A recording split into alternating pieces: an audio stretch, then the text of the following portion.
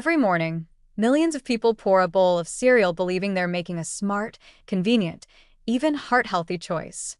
The box may say high in B vitamins, fortified with folic acid, or supports energy metabolism. But hidden beneath the cheerful branding and artificially golden flakes lies a quiet nutritional paradox. Enrichment may be solving yesterday's problems while contributing to today's hidden ones. The concept of food enrichment began with good intentions. In the early 20th century, diseases like pellagra and neural tube defects were devastating populations due to nutrient deficiencies.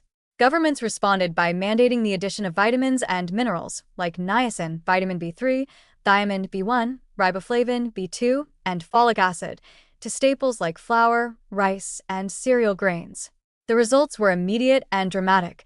Deficiency diseases plummeted, and a new public health standard was set. But fast forward to the modern supermarket, where we're no longer facing nutritional scarcity, but nutrient saturation. Today, processed foods are not just enriched, they're often hyperfortified, and cereals are leading the charge. A single serving of many popular breakfast cereals can deliver 100% or more of your daily needs for several B vitamins, especially niacin and folic acid. Add in fortified breads, snacks, energy bars, and multivitamins, and it's easy to see how the average consumer, especially a health-conscious one, is routinely overshooting safe intake levels. So what's the harm? Isn't extra nutrition just a bonus? Here's where it gets alarming.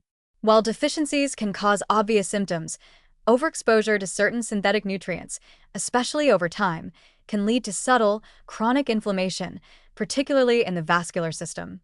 Nutrients like niacin and folic acid, when consumed in excess, are metabolized into byproducts that the body doesn't always handle gracefully. Take niacin, for example.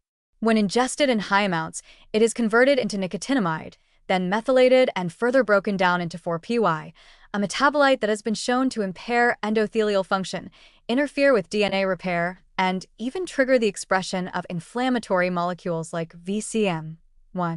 VCM1 is like molecular Velcro inside your blood vessels. It makes it easier for immune cells to stick to vessel walls, a key early event in the development of atherosclerosis.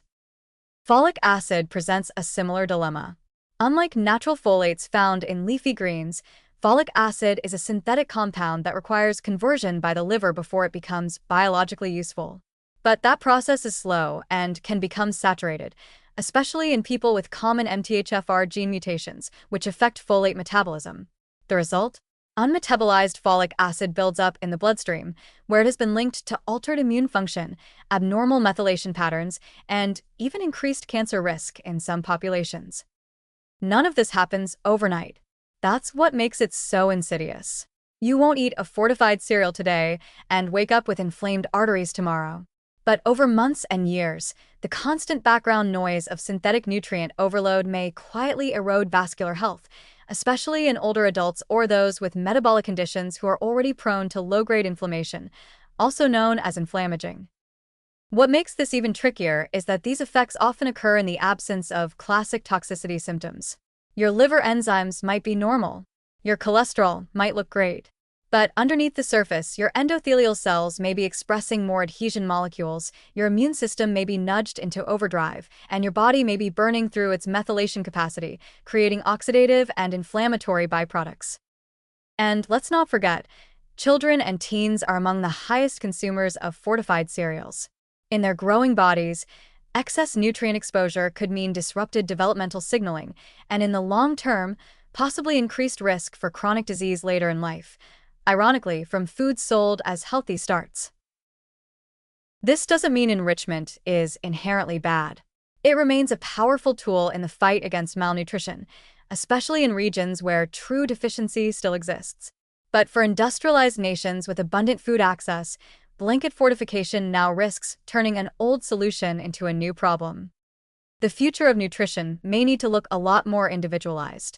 Instead of dumping the same synthetic nutrients into every bag of flour and every box of cereal, we may need systems that tailor enrichment based on population risk, regional diet patterns, or even genetic testing.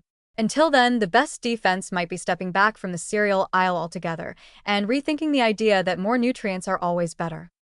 Because sometimes the biggest health risks don't come from the donuts or the fried chicken, but from the fortified flakes pretending to be good for your heart, while slowly irritating your arteries from the inside out.